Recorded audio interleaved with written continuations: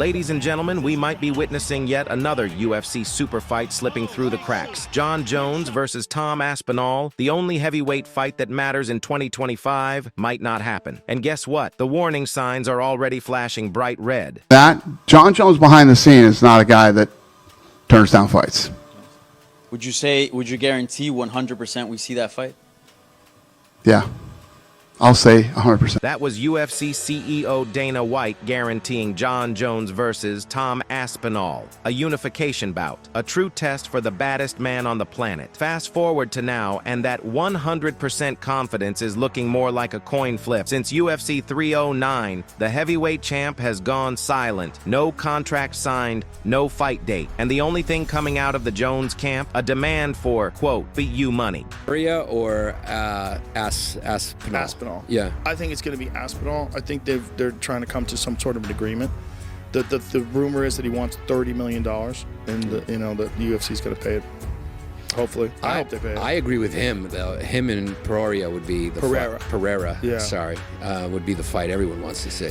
Yeah, perhaps because he's been so dominant that kid. Yeah, perhaps. I mean, if it's going to happen, they're both 37. It should probably happen soon. But Jon is, the heavyweight champion of the world, and Pereira has challengers in the light heavyweight. Then, in classic UFC fashion, that number was walked back, and suddenly rumors of Jones retiring started swirling. Sound familiar? Because it should. This is Ngannou Jones all over again. I think fans are dreaming about Jon Jones and Tom Aspinall. That's the fight I think they're dreaming about. Yes. I think that if Stipe wins the fight or Jon Jones wins the fight, the way that both of those guys are wired, I think they fight Aspinall.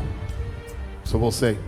Right. That's why you're now saying the UFC will move on if Jones doesn't commit by summer. 100%. Listen, if we don't get the fight done, we move on and we make another fight. When the boss starts talking about stripping the champ, it's never a good sign. And here comes the UFC's favorite move, passing the blame. With Ngannou, Dana White said Jones was scared. And the idea of a Jon Jones fight seems awfully exciting right now. And Jon came out, tweeted, said, "Show me the money." What appeals to you most? Because it seems like that would be an amazing super fight. If I'm Jon Jones and I'm home watching this fight, I start moving to 85.